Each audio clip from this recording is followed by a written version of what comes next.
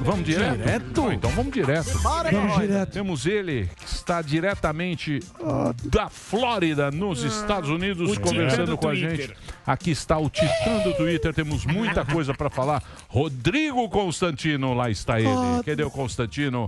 Eu quero ver o Constantino assim, Tá que o embaixo Delari aí, falou velho. que já temos aqui, ó. Uma bela camisa salmão. E já estou aqui com o Pensadores da Liberdade, que é o livro do Constantino, o lançamento dele para você comprar na livrariadoconsta.com.br ou então nas livrarias. Eu fui lá na Martins Fontes, que eu fico muito triste de ver as livrarias fechando, então eu vou lá dar uma comprada no livro, apoiar, né, a livraria física.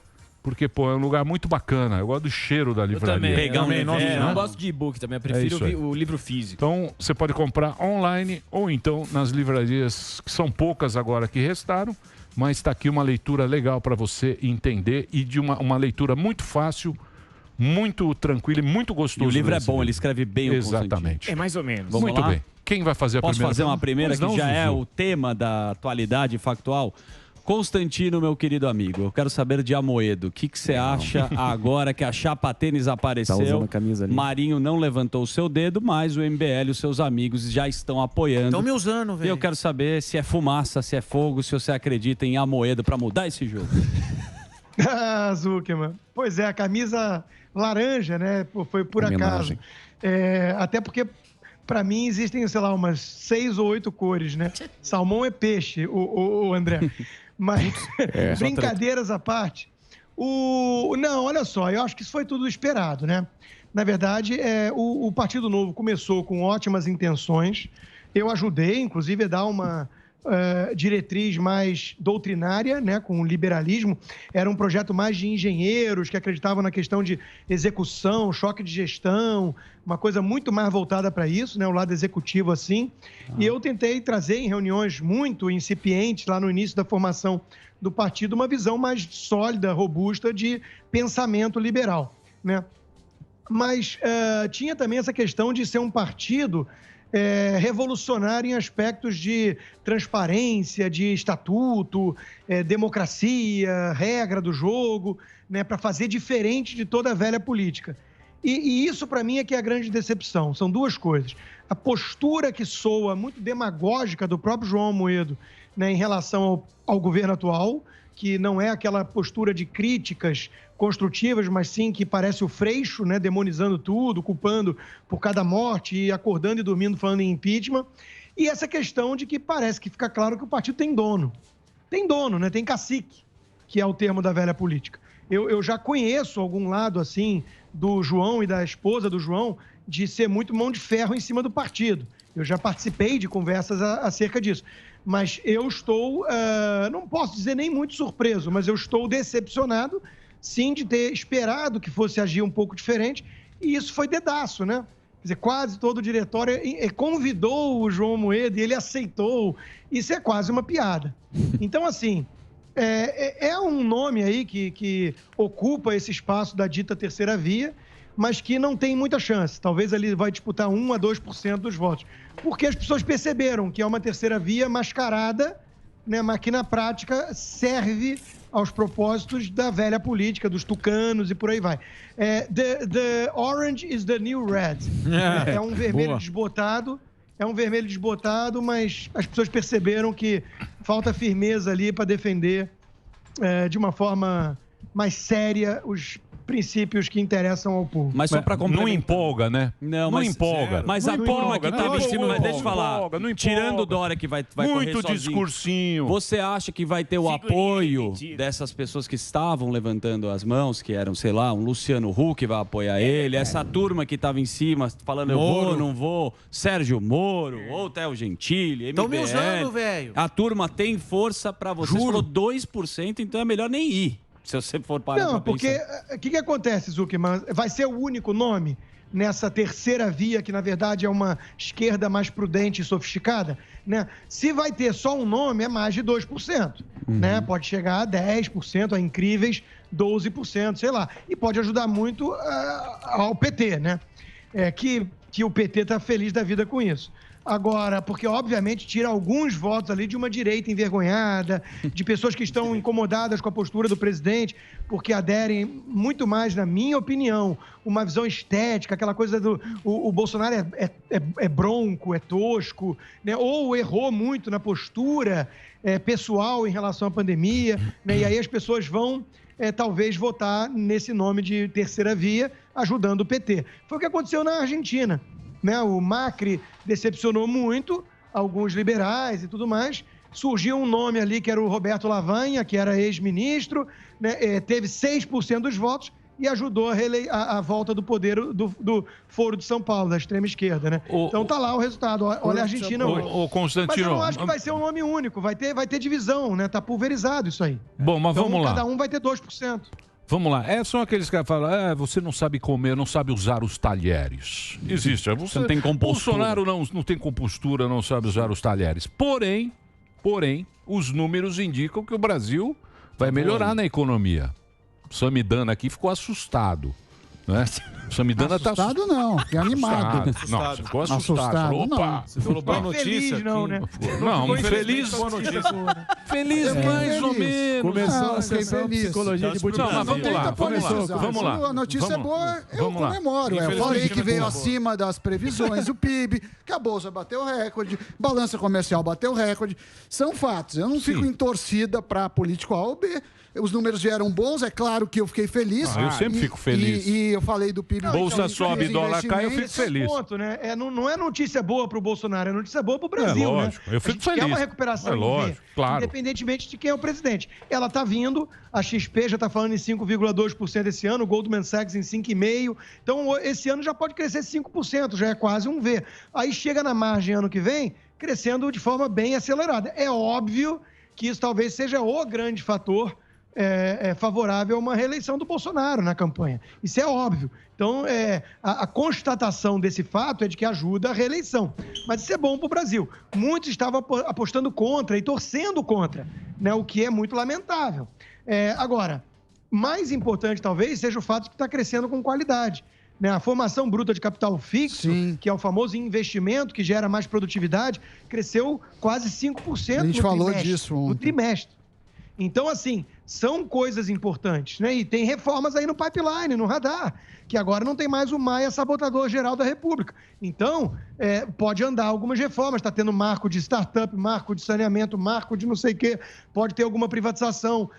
É aquém do que a agenda liberal defende e gostaria e do que o país necessita. Mas é óbvio, né? Política é a arte do possível, tem muitos obstáculos. Então, está andando na direção certa, numa velocidade que poderia ser maior. Agora, o que estão discutindo aí é dar uma guinada de 180 graus, é apontar para a Argentina. Olha o caos da Argentina. A OCDE divulgou um estudo, a Argentina é o pior país que deverá retomar os níveis pré-pandêmicos. Deve levar 7 anos quase. 7 anos. A Argentina afundou na lama, porque adotou as medidas da esquerda. Ô, Constantino, a gente está falando da questão da economia e tem a CPI, né, que é uma questão que muita gente fala que é para derreter o governo, mas também tem essa questão de que o Bolsonaro também vai ter um tempo nessa questão da economia. Você acha que esse tempo que ele vai ter até 2022, ele consegue, se passar essas reformas, é uma forma dele voltar melhor para o jogo? Não, sem dúvida, olha só. Nós temos 2 aspectos aí que podem andar em conjunto para favorecer o Bolsonaro. A economia, como a gente já falou, reaquecendo para valer, gerando mais empregos e a sensação de bem-estar melhorando, né? E, por outro lado, a pandemia arrefecendo. Por isso que muitos estão já, os pandeminions, né, os corona lovers, já estão quase torcendo por uma terceira onda, né? Porque talvez seja a última esperança deles. Se chegar lá, a pandemia é muito mais controlada, as pessoas voltando à normalidade e a economia bem, essa CPI vai cair até no esquecimento. Apesar do que isso não é bom para o presidente, não. Na minha opinião, essa CPI é o maior cabo eleitoral do Bolsonaro, assim como a mídia, né? Porque fez isso em 2018. É tão escancarado, é tão tosco. Olha como é que trataram uma médica como a doutora Nise. E aí hoje estão cheios de dedos lá, elogiando uma que ficou 10 dias no governo, porque ela é a porta-voz da ciência. Não atendeu um paciente com Covid. Mas porque está falando aquilo que eles querem ouvir. Então está sendo super bem tratada, né? Então, essa CPI circense, ela está passando de todos os limites do bom senso. Tem gente na esquerda percebendo. O Eduardo Jorge, do PV, falou que discorda 100% da doutora Anísio quando o assunto é tratamento preventivo, mas que nunca trataria ela daquela forma. Quer dizer, pegou muito mal. Pegou muito mal. Essa CPI está pegando muito mal para esses senadores lulistas. O gabinete paralelo do lulismo, que é esse G7, né, está fazendo um trabalho tão mal feito que o público fora percebe. Então, eles estão dando munição para a reeleição do Bolsonaro, na verdade. Mas se a pandemia ficar mais controlada e se a economia reaquecer, qual vai ser o grande argumento deles? Não conseguem encontrar um escândalo de corrupção para atacar o governo. Qual vai ser a grande bandeira deles? Genocida? Lá na frente, isso não vai convencer nem a turma da Faria Lima, nem o Chapa Tênis. Ô, Constantino, mas você sabe um negócio que muita gente comentou comigo, cara, e que é mais ou menos isso que você está falando, que é a postura da Globo com a Copa América, né? Eu também não sei, Copa América, se é bom ou se é ruim fazer Copa... Se é perigoso. Para mim, também não sei, não sou o cara que tá lá que vai determinar essas coisas. Mas a postura do cara, porra, a gente tá vendo todos os campeonatos... Libertadores, Paulistão, Brasileirão, todos os campeonatos acontecendo, Brasileirão, Brasileiro Série A, Série B, Série C... Libertadores, Sul-Americana... Libertadores, todos os campeonatos rolando, a Globo transmite e tal, não sei o quê. Quando aparece a Copa América, ele não tá... recebendo o dinheiro do patrocínio, o cara faz aquele escândalo, né? Então, e para completar, Emílio, o Lewandowski pediu pro Bolsonaro, acho que pediu informações. Mas você viu a resposta, Alba? Não, não vi, eu vi só a melhor Não foi do presidente. A melhor resposta nas redes sociais a essa exigência do Lewandowski, os supremos agora, os deuses do Olimpo, acham que pode tudo, né? O presidente tem 48 horas para explicar por que espirrou, né? Quase isso. Estão cobrando da máscara. Né, sendo que o Dr. Fauci vazou 3.200 páginas de e-mails do Dr. Fauci, que é o mandeta americano. A mídia brasileira não quer nem saber disso, até porque é constrangedor. Mostra que ele foi muito mais político do que cientista, né? Inclusive, nas máscaras, ele falou, isso aí que compra na farmácia não serve para nada. Né? Que coisa, não é o Bolsonaro dizendo. Agora, veja só, a melhor resposta ao Lewandowski foi assim... Dá para ele a tabela dos jogos, né? Tá cobrando informação sobre a Copa, apresenta a tabela dos jogos. Porque, olha, só no escárnio mesmo, é isso que você disse, Emília, é tão hipócrita a postura dessa emissora, é tão hipócrita, todo mundo percebe que é sobre grana e sobre atacar o presidente, né? Que vai lá o apresentador do jogo... Sabe tudo, um pouco mais que ele está apresentando, falar que é um tapa na cara do povo, né? Aí depois, no intervalo do Fantástico, vem, que demonizou isso, a vinda da Copa América, vem um anúncio sobre o Campeonato Brasileiro. Quer dizer, o negócio é tão escancarado que eu fico pensando assim, meu Deus, a imprensa brasileira vive numa bolha e eles não podem achar que as pessoas não percebem mais esse tipo de postura. É inacreditável para mim. É inacreditável. É que nem feminista que se cala diante do que aconteceu ontem com a doutora Anísio. Elas acham que as pessoas não vão perceber que são um bando de hipócritas? Mas calma, deixa eu só colocar aqui um contraponto. Mas eu acho que as pessoas percebem. Eu acho que as pessoas sabem. Tem esse lado que a Globo perdeu os direitos, né? Isso vocês estão falando. Mas o Campeonato Brasileiro é interno, certo? É interno. O Campeonato Brasileiro é aqui. Mas o Libertadores. A gente está proibido de ir pro Brasil? Então, não está proibido de viajar para o Brasil. Não. Então, é que não tá... Os caras não... sem torcida. É sem torcida, né? Então isso que tinha que falar. E os jogadores testados. É porque eu acho chato... Era em público na final. Eu acho chato politizar com qualquer coisa que seja o Covid e tal, aqueles caras até politizou essa Copa América, virou essa coisa, cada um usa, mas a gente não sabe os interesses. Muito bem. Mas repare bem, posso fazer Emílio, deixa eu trazer uma informação aqui incômoda para os isolacionistas em geral e para quem deposita com uma boa dose de razão a esperança na vacina, né? Mas tem questões incômodas que precisam ser tratadas pela imprensa. O Uruguai vacinou o dobro, o triplo, na verdade, do Brasil, 30% da população contra 10% do Brasil, e o surto atingiu em cheio o Uruguai, né? O Texas abriu há 3 meses, vai completar agora, hoje, completa 3 meses que o governador Abbott, republicano, suspendeu todas as restrições no Texas, inclusive máscara, e teve aglomeração em estádio, né? 3 meses. E o Texas, só caindo. É a vacina. Tinha 15% da população vacinada. O Brasil tem 10% já. Tinha 15% vacinado quando tomou essa decisão. Então, tem dúvidas que pergunta, ciência se faz com pergunta. Tem perguntas incômodas que essa turma que só tem narrativa, que demoniza e politiza remédio, que faz tudo como jogo de Fla-Flu, que as pessoas estão fugindo dessas perguntas, porque são incômodas.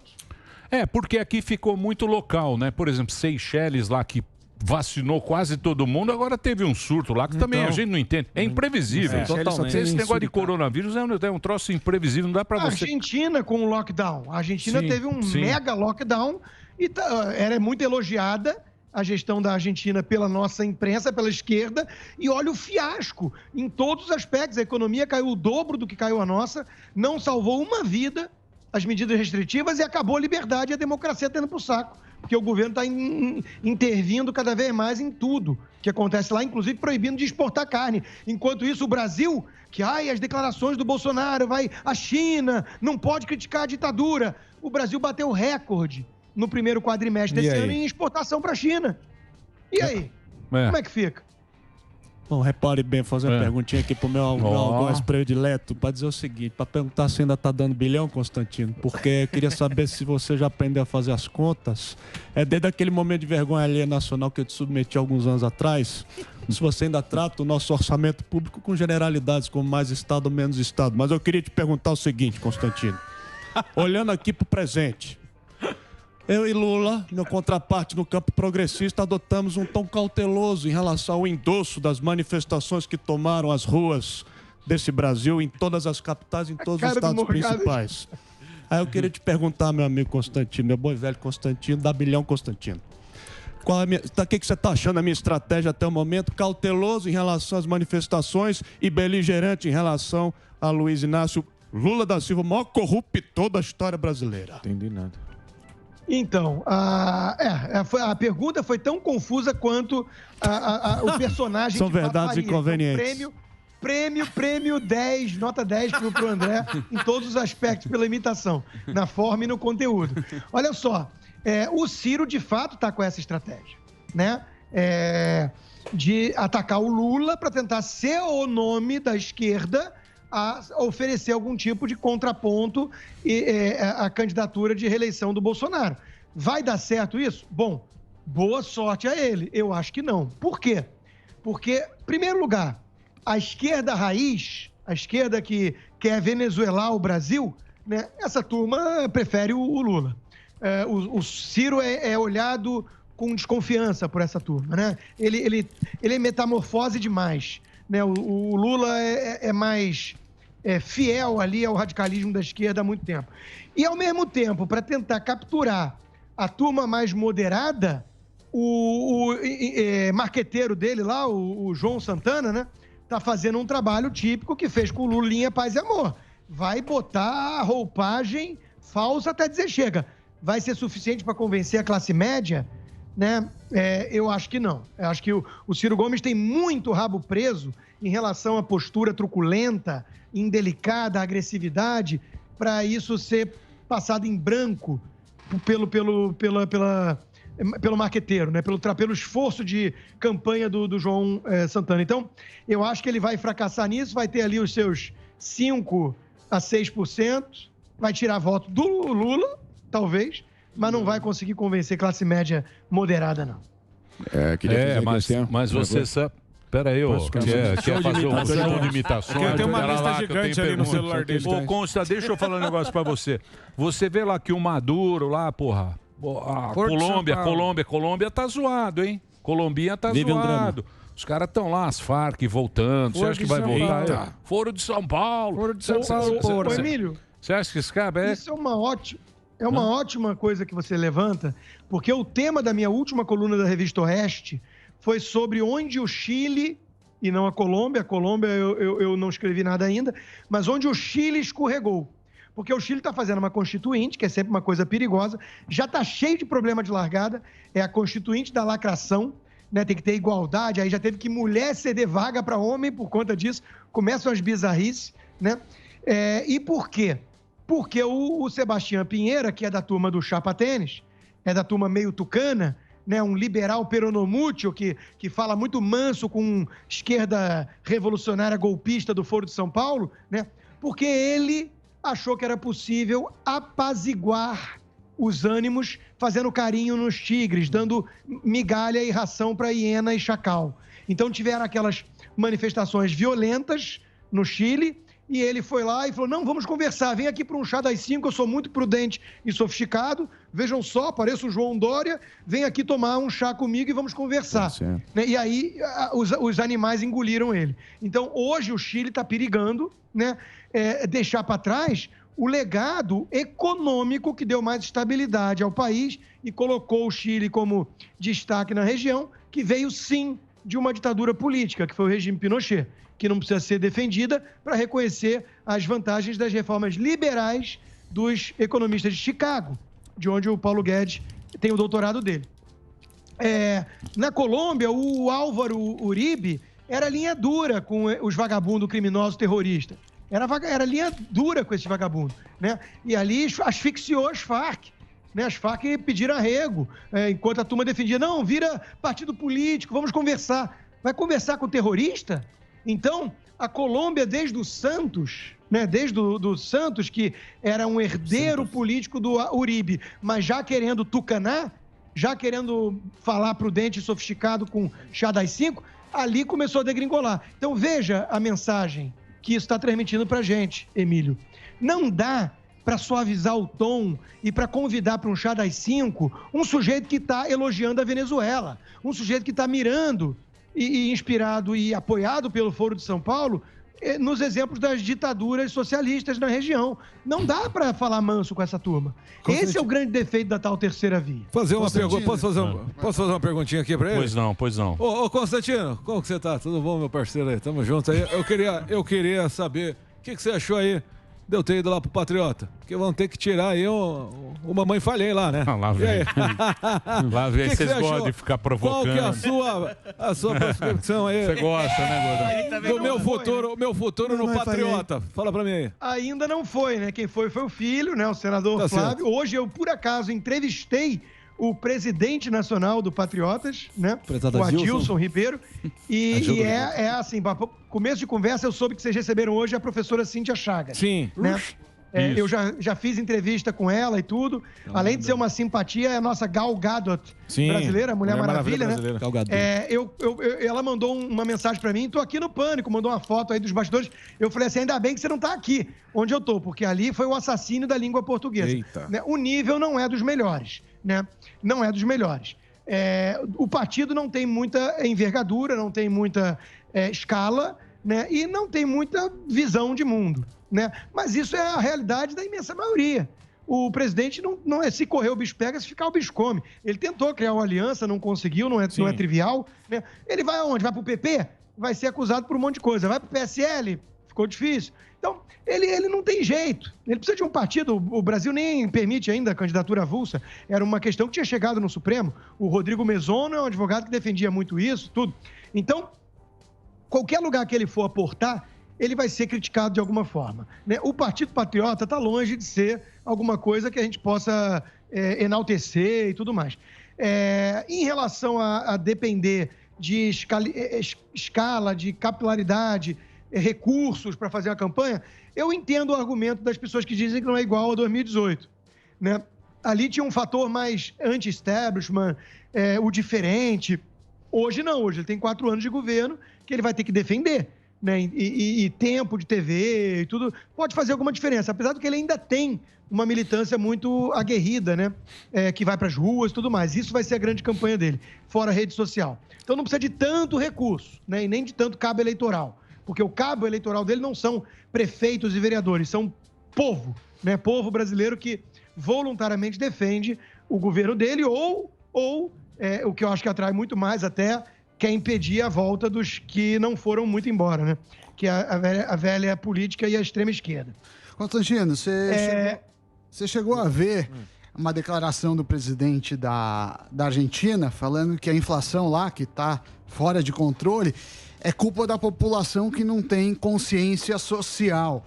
Eu tenho medo quando eu começo a ver isso, porque tem muitos partidos de esquerda tomando conta da América do Sul. Isso já aconteceu no passado, mas parece que a lição não foi aprendida. Você acha que que é uma preocupação também aqui no Brasil, de a gente ver esse tipo de populismo, porque para mim já era uma coisa virada. Morta, né? Não faz muito sentido, a gente já teve experiência. Você acha que morre. Os caras acham que os canhoteiros volta e volta. Para mim, infelizmente, a tentação populista é uma eterna ameaça na América Latina, que tem um terreno fértil para isso. Então, muitas pessoas desconhecem que a inflação é uma decisão deliberada de governo. Não é obra do acaso nem da ganância dos empresários, né? E eu acho engraçado quando vejo assim, não, a inflação dos alimentos. Inflação é uma cesta de preços que é decidida de alguma forma arbitrária, cada um de fato tem a sua inflação. Eu consumo produtos diferentes de você, mas quando a gente vai observar um aumento generalizado de preços, que é isso que a gente chama de inflação, isso já é muito mais uma consequência, um sintoma de decisões monetárias que só o governo e os bancos podem tomar do que qualquer outra coisa. Então, choque de oferta gera mudança relativa nos preços. Vamos supor, estourou o maior pipeline do mundo de petróleo, o preço do petróleo disparou. Beleza, isso não precisa gerar inflação. Isso gera uma mudança de preço relativa, empobreceu outros setores que vão ter que abaixar os seus preços porque diminuiu a demanda dos seus produtos. Então, o aumento geral nos preços, que é o que a gente chama da inflação, isso é produzido por política monetária. Nós temos no nosso Banco Central um liberal que tem feito uma gestão, eu diria, quase impecável, que é o Roberto Campos Neto. Ganhou o prêmio internacional e tudo, né? Ele está fazendo o trabalho dele, mas a inflação está perigando estourar a meta. Vai ter que ter cartinha vexaminosa se isso acontecer. Não é bom para a imagem do país e nem do Banco Central, que agora tem autonomia legal, que é um marco importante também para isso. Mas deixa eu falar um negócio para você. Mas, porra, essa lição a gente aprendeu lá, porra, desde a época do Sarnica. Tinha lá a tabela da Tsunami. Era tabela. Porra, isso aí é uma coisa que a gente... Não aprende, Emílio. Não, Emílio, eu tenho um livro aqui atrás de mim. Pera lá um pouquinho. Livro aqui atrás de mim. Um livro com um amarelado de sebo, aqui atrás de mim, chamado 40 séculos de abusos de preço e tudo mais, de políticas abusivas sobre preço e tudo mais. Eu esqueci o nome certinho. É um livro conhecido no meio liberal, porque são 40 séculos. Começou o Código Hammurabi, já tinha prisão. Diocleciano, na Roma antiga, tinha prisão decretada para quem subisse preço. Nós não aprendemos ainda essa lição de que inflação é um produto deliberado de políticas monetárias. Infelizmente, é o que o Milton Friedman, da Escola de Chicago, dizia. Né? Inflação é sempre, em todo lugar, um fenômeno monetário. Isso ainda não é todo mundo que entende. Um assunto que a gente não abordou aqui, Constantino, que inclusive pode influenciar, impactar bem nessa inflação, que inclusive para o valor econômico, ontem o Roberto Campos Neto disse que está alta e vai subir. Então ele já decretou isso, então é algo alarmante. É a questão da emergência hídrica que está aí no horizonte, que estão falando que com uma seca histórica que está assolando o Brasil, traz o risco de inflação e até de racionamento de energia. Qual é a sua leitura desse problema que está aí se avizinhando? É um risco, André, infelizmente, que a gente não se livra também, né? O Brasil tem uma matriz energética boa, limpa, né? O grosso são hidrelétricas, isso tem ótimas vantagens, ao mesmo tempo depende de chuva, né? Então, quando a chuva é escassa, tem que acionar as termoelétricas, o preço sobe, dispara, né? Então, tudo isso é um problema constante no Brasil. A privatização da Eletrobras é fundamental para isso. Da forma que foi aprovada, deixou muito a desejar. Eu não acho que justifique os deputados ligados ao MBL ou o Novo votarem junto com o PT e PSOL contra. Política é a arte do possível. Mas eu acho que eles tinham, sim, um papel a fazer alertando para os jabutis, né? Então, da forma que foi feito e que passou, pode gerar ali um custo extra de dezenas de bilhões de reais, o que não vai permitir no final, no frigir dos ovos, né? No final do dia, redução de preço, que é o que interessava para o consumidor. Nós temos muitos privilégios nessa área. Indústrias pagam de forma muito subsidiada. Quem é que paga o subsídio? Todos nós, né? Bom, eu não estou mais morando aí. Eu pago imposto para burro no Brasil, mas eletricidade não. Mas quem paga a conta de luz no final do mês está subsidiando grandes indústrias. Isso é justo? Isso não é justo, né? É exatamente isso. Boa. Muito bem. Consta, obrigado, hein? Valeu, Sempre Consta. O papo é muito bom. Rodrigo Constantino está aqui, o livro dele. Os Pensadores da Liberdade, está aqui à venda em todo o Brasil. Você pode comprar pelas redes de internet, onde você com a livraria virtual, ou então na livraria física. Consta, obrigado, hein, meu velho? Sem brigas hoje, hein? Bom, hein? Graças a Deus. Notícia de última hora, Dória anunciou que vai vacinar todo mundo no calendário lá até outubro.